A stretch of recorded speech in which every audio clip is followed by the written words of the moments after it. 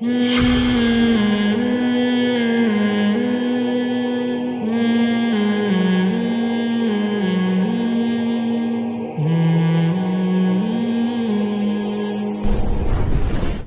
ہی نہیں. ہمارے ایک دوست ہیں تبلیغ میں بڑا وقت لگایا انہوں نے, اب لگا رہے بھی رہے ماشاء اللہ. وہ بڑے لبرل قسم کے, بالکل ہی آزاد خیال تھے, نہ نماز نہ روزہ نہ. میں نے ان سے پوچھا آپ یہ ایک دم لائن پہ کیسے آ گئے؟ کہہ رہے یار ایک دفعہ میں مسجد سے گزر رہا تھا تو ایک تبلیغی بھائی بیان کر رہے تھے اللہ کی بڑائی, اللہ ایسا ہے, اللہ ایسا ہے, اللہ ایسا ہے. تو کہہ رہے ایک دم نا مجھے اثر ہونا شروع ہو گیا میرے اوپر کہ یار اللہ کے بارے میں تو ہم نے کبھی سوچا ہی نہیں. ہم تو ہر وقت فلاں کی گاڑی ایسی, فلاں کی بنگلہ ایسا, فلاں کا جائیداد ایسی, فلاں کی بزنس ایسا, فلاں کی بیوی ایسی. یہ بھی تبصرے ہو رہے ہیں آج کل, میری والی ایسی, اس کی ایسی. یہ بھی تبصرے آج کل نوجوانوں میں ہو رہے ہیں. اور بات شو مارنے کے لیے میری دیکھو کیسی.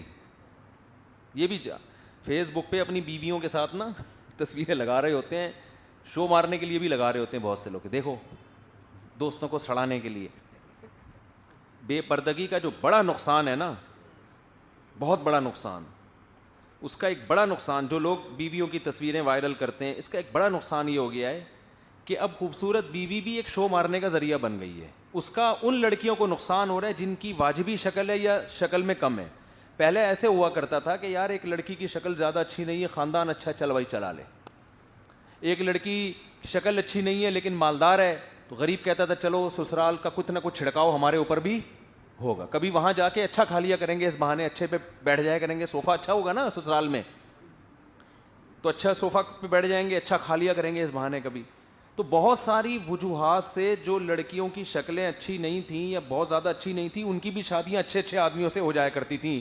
لیکن اب نوجوان جب شادی کرتا ہے تو بیگم کی تصویریں اس کو ڈالنی پڑتی ہیں, تو اگر وہ اچھی نہ ہو تو دوستوں کی طرف سے اچھا رسپانس نہیں آتا. پہلا امیج ہی تصویر سے جاتا ہے.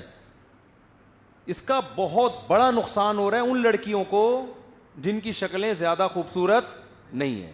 تو لوگ کمپرومائز نہیں کرتے کہ دوستوں سے ملانا ہے تو دوست کیا کہیں گے, یار کیا اٹھا کے لے آیا. عورت غریب آدمی سے شادی کے لیے تیار نہیں ہے کیونکہ اب اس نے ملانا ہوتا ہے, اپنے ہسبینڈ کو بتانا ہوتا ہے اپنی فرینڈس کو میرے ہسبینڈ کرتے کیا ہیں.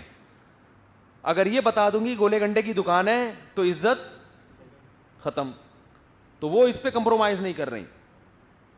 لیکن یہ نوبت تو بہت کم آتی ہے کہ پوچھے کہ کیا کرتے ہیں. اس میں دو نمبری بھی کی جا سکتی ہے. لکڑ کا کام کرتے ہیں یعنی مسواک بیچتے ہیں, لیکن اس کو آپ لکڑیوں کے, اس میں توریہ بھی ممکن ہے.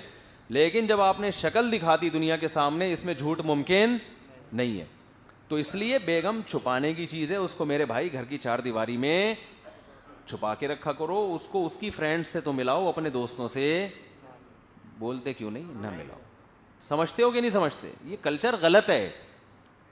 کہتے ہیں ہم براڈ مائنڈیڈ ہیں, ہماری وائف ان کی وائف سے, ان کی وائف سے مل لیں, ٹھیک ہے, ہماری وائف ان سے اور ان کی وائف ہم سے, تو کیوں مل رہے ہو بھائی, چھوڑو یار, کوئی کرنے کا کام ہے. ہمیں براڈ مائنڈیڈ بنتے بنتے پورے کلچر کی ایسی کی تیسی. اس کے سائڈ افیکٹ بہت ہوتے ہیں ان چیزوں کے. وقتی نقصان نہیں ہوتے لیکن دیر پا نقصانات ہوتے ہیں جو بہت خطرناک ہوتے ہیں, اور عورت کو نقصان ہوتا ہے اس کا. بھائی کسی نے شادی کی, اس کی بیوی خوبصورت ہے, بدصورت ہے, طلاق یافتہ ہے, بیوہ ہے, عمر زیادہ ہے, عمر کم ہے, اس کا ہیڈیک ہے, بھائی تو ٹھیک ہے, تو نے شادی کر لی, مٹھائی کھلا دے, پتلی گلی سے نکلو. دلہن کو جھانکنے کی کوشش مت کرو. اب دلہنیں بیٹھی ہوتی ہیں شادی ہال میں, مرد بھی جا کے دیکھ رہے ہیں اس کو, دوست بھی جا کے دیکھ رہے ہیں.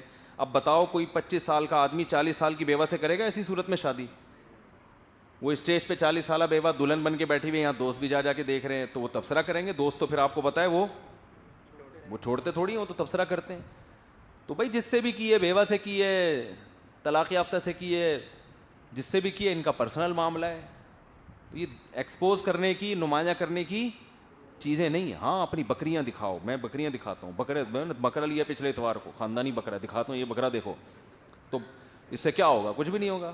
لوگوں میں بکرا خریدنے کی, بکریاں پالنے کا شوق پیدا ہوگا, تو اچھا ہے, ہو جائے شوق پیدا. تو بیویوں کو دکھاؤ گے نا, تو خوبصورت بیوی ہوگی تو وہ جو دوسرا ہوگا وہ کہے گا میں پتہ نہیں کیا اٹھا کے لے آیا یار, وہ دکھائے گا ہی نہیں. اب آپ کہو گے اچھا اس لیے نہیں دکھا رہا. بالکل اس کی مثال ایسے ہے جیسے میت کو چھپانے کا حکم ہے, میت کو چھپانے کا. میرے والد صاحب کا انتقال ہوا, اللہ ان کی مغفرت فرمائے. میں نے نہیں زیارت کروانے کی. لوگوں نے کہا باتیں بنیں گی, کہیں شکل تو نہیں بگڑ گئی, خدا نخواستہ کوئی کچھ تو چھپا اس لیے رہے ہیں, اللہ نہ کرے. میں نے کہا بھائی اللہ کا فضل ہے, ایسا کچھ بھی نہیں ہے. اور میں نے کہا بعض دفعہ انسان کی شکل خراب بھی ہو سکتی ہے موت کی وجہ سے, یہ تو نیچرل ہے نا. فالج والا آدمی کا منہ ٹیڑھا ہو جاتا ہے, بعض دفعہ کچھ بھی 10 چیزیں ہو سکتی ہیں. تو اس سے تو اور ثابت ہوتا ہے کہ میت کو چھپانا چاہیے, تاکہ اگر اس کی شکل خراب ہو گئی ہے تو لوگ اس کے بارے میں غلط تبصرے نہ کریں. اسلام میں میت کو بڑی عزت دی گئی ہے, تبھی تو غسل کفن دے کے جنازہ پڑھ کے دفنایا جاتا ہے. تو اسلام یہ چاہے گا کہ لوگ اس کے بارے میں کہیں اس کا منہ یوں ہو گیا, اس کا منہ ایسا ہو گیا, اس کا یوں ایسا ہو گیا. تو وہاں بھی یہی مسئلہ ہے. خیر, تو موسیٰ علیہ السلام کے ایک دلیل کیا ہو گئی, یعنی میں بتا رہا ہوں کہ اللہ پیغمبر کے